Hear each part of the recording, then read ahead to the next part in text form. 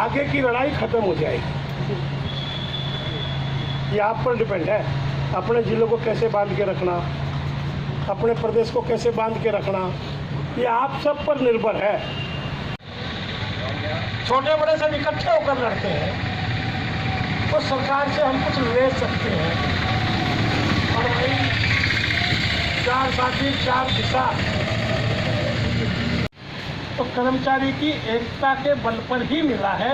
कर्मचारियों ने बिखर के कहीं कुछ नहीं किया। कोई घर ऐसा नहीं है जिसमें खटपट नहीं होती, कोई घर नहीं है। बाप की बेटे से, पति की पत्नी से, भाई की भाई से, भाई की बहन से, कोई घर ऐसा नहीं है जिसमें कुछ न कुछ खटपट।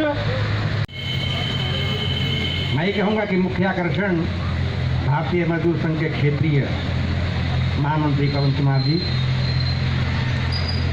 खेल प्रधान रविंद्र पहलवान जी, जिला केंद्र के प्रधान पुष्पाल शर्मा जी, सुरेंद्र आर्य जी, सज्जन जी, और घर बिखरता नहीं। हम जब पढ़ते थे तो हमने कहानी पढ़ी थी, बड़े घर की बेटी। आप में से पता नहीं किसी ने पढ़ी, पुराने साथियों ने पढ़ी होगी। एक बड़े घर की लड़की एक गरीब घर में आ गई परिस्थिति जन्य। उन्होंने कहा काय मैं पका दूंगी, तो है ही नहीं। तो उसने कहा कल तो पाव भर घी आया था। तो उसने गुस्से में बोल दिया इतना घी तो मेरे गांव में नाई कारी खा जाते हैं जितना आया था। उसको बड़ा गुस्सा आया, उन्हें एक दिया झापड़ कस के, बहुत बोलती है।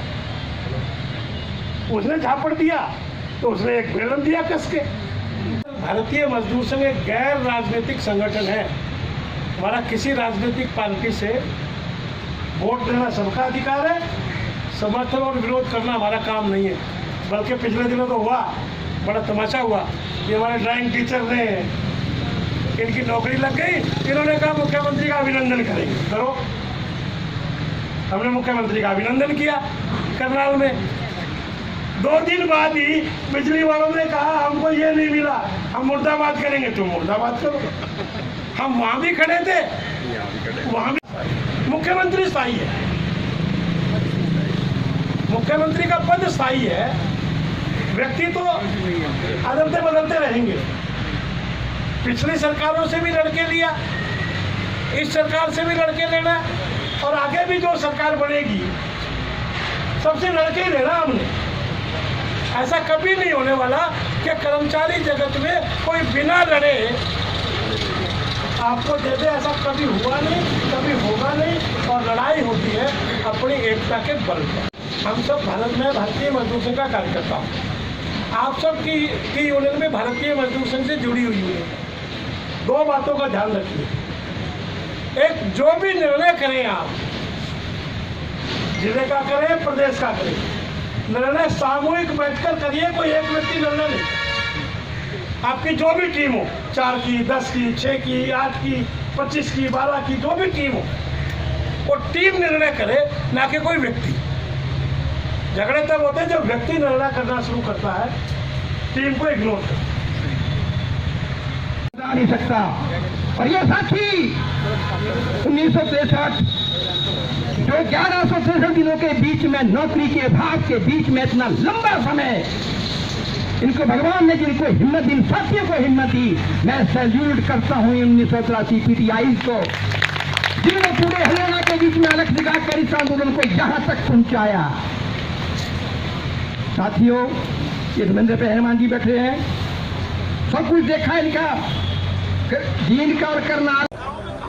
नमस्कार, मेरा नाम कमला है। मैं बर्खास्त पीटीआई 1983 में से हूँ, और हमारा धरना लगभग 15 जून 2020 से और आज तक चला है।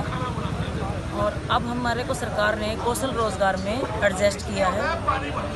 हमारे किसी भी साथी के डॉक्यूमेंट में कोई कमी नहीं है। सरकार से यही अपील करती हूँ कि इन सब को ध्यान में रखते हुए हमारे सभी साथियों को 10 साल की सर्विस को देखते हुए रेगुलर किया जाए। धन्यवाद। मंजीत कौर, हरियाणा विद्यालय अध्यापक संघ से जिला वरिष्ठ प्रधान। मैं सरकार से अपील करती हूँ कि इस चीज़ की खुशी है कि हमें आज स्कूल मिले हैं, हमारे छोटे बहन भाई बड़े बहन भाई सब स्कूलों में आए हैं। लेकिन आत्मा से हमारी संतुष्टि नहीं है, क्योंकि एक बंद हुआ मजदूर अपनी ज़िंदगी नहीं जी सकता और हमें इस तरह से बंद हुआ मजदूर ना रखा जाए। और हमारे जो बहन भाई आज स्कूलों में आए हैं, पूरी सुविधाओं के साथ इनको पक्का किया जाए, इनके बच्चों की तरफ देखा जाए और जो साथी आज अपनी ज़िंदगी छोड़ के दुनिया से चले गए हैं उनके परिवारों को सुविधाएं दी जाएं, उनको भी विभाग में शामिल किया जाए। हम सरकार से बार बार यही अपील करेंगे कि सभी साथी जो हैं पक्के रूप में अपने स्कूल में कार्य करें और अपनी ज़िंदगी जी सकें। जो राशि इनकी तय हुई है लगभग 23,000 रुपये इनको वेतन मिलेगा। इस वेतन में हर साल जब तक इनको स्थायी नौकरी नहीं मिलती तब तक परमानेंटली जो महंगाई भत्ता आता है प्रतिवर्ष, उसकी बढ़ोतरी हर वर्ष होगी। अब वो महंगाई भत्ता प्राइस इंडेक्स के आधार पर कंज्यूमर प्राइस जितना आएगा उतना मिलेगा, अंतर नहीं। क्योंकि जो फिजिकल ट्रेनिंग के अध्यापक हैं हमारे पीटीआई मास्टर हैं, ये पहले क्योंकि नौकरी में आए थे उस समय सारी एज और सब सीमाओं के अंदर थे, इनको नौकरी दी थी, इस कारण से उसका कोई अर्थ नहीं। तो जो नियमित हैं वो नियमित रहेंगे?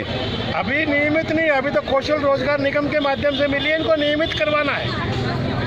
हमारे जो हरियाणा सरकार ने पहले फिजिकल ट्रेनिंग के अध्यापक नियुक्त किए थे, पीटीआई जिनको कहते हैं, उनको 3 साल पहले सुप्रीम कोर्ट के एक आदेश के कारण से वो टेक्निकल फॉल्ट हुआ, उसके कारण से इनको नौकरी से निकाला था।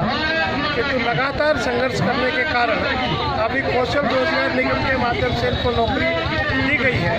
किंतु हमारी मांग ये है कि इनको स्थायी किया जाए, जिस पद से इनको मुक्त किया था उसी पद पर परमानेंट किया जाए, ये हमारी मुख्य मांग है। ये हरियाणा शारीरिक शिक्षक संघर्ष समिति, जिसके बीच में 1983 पीटीआई थे, कुछ तो सरकारी नौकरी में चले गए और कुछ जो है अब कौशल रोजगार के बीच में आज की डेट में लगभग 1350 ये तो ज्वाइन कर लिया है। और उसमें से अभी 350 के आसपास जो है किसी के टेक्निकल फॉल्ट है, किसी एक्सपीरियंस में कमी है, लेकिन वो भी इसी नेक्स्ट वीक के बीच में जहाँ तक कोशिश है कि सारे के सारे ज्वाइन कर लेंगे कौशल रोजगार के अंतर्गत।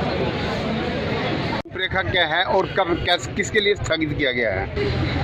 ये धरना जो है हमने निर्णय लिया स्टेट कमेटी ने कि सबसे पहले तो हमने संगठनों का किया कि जो संगठनों ने पहले सहयोग किया, चाहे वो स्टेट के बीच में चाहे या जिला यमुनानगर के बीच में स्टेट का धरना चल रहा था, जिन संगठनों को हमने बुलाया और उसके साथ ही कौशल रोजगार की सफलता जो हमें मिली है वो किसके माध्यम से मिली है उनका भी हमने सम्मान किया। जैसे कि पवन कुमार जी भारतीय मजदूर संघ के क्षेत्रीय महामंत्री थे और बीच में हमारे ड्राइंग के जो प्रधान स्टेट के रहे हैं पवन कुमार जी हैं। और सरकार का भी धन्यवाद। देखो अगर सरकार ना करती ना सोचती तो ये कैसे काम होता।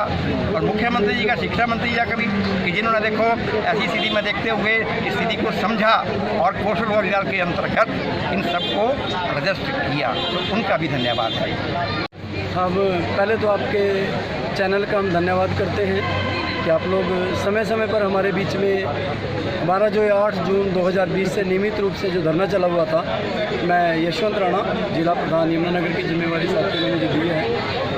हम आभारी हैं उन सभी साथियों के, उन सभी संगठनों के जिन्होंने इस मुश्किल घड़ी में, इस विपदा में, चाहे वो कोरोना काल था, चाहे वो दिन रात गर्मी सर्दी, हर तरह से हमारे साथ वो खड़े रहे हमारे इस मुकाम तक पहुंचाने के लिए हमें कि हम लोग स्कूल में अपनी एंट्री कर जाएं। और आज हम धन्यवाद करते हैं उन सभी साथियों का, सभी संगठनों का जिन्होंने हमें इस कौशल रोजगार की जो आज हमें एक आंशिक सफलता मिली है। हम आगे भी सभी साथियों से अनुरोध करते हैं कि जब तक हमारी नौकरी नियमित ना हो जाए हम लोग अपनी उसी पहले वाली नौकरी पर पहुंच जाएं। उसके लिए आप लोग हमारा आशीर्वाद साथ हमेशा बनाए रखें। आप लोगों का हम तहे दिल से हार्दिक धन्यवाद भी करते हैं कि आप लोगों ने समय समय पर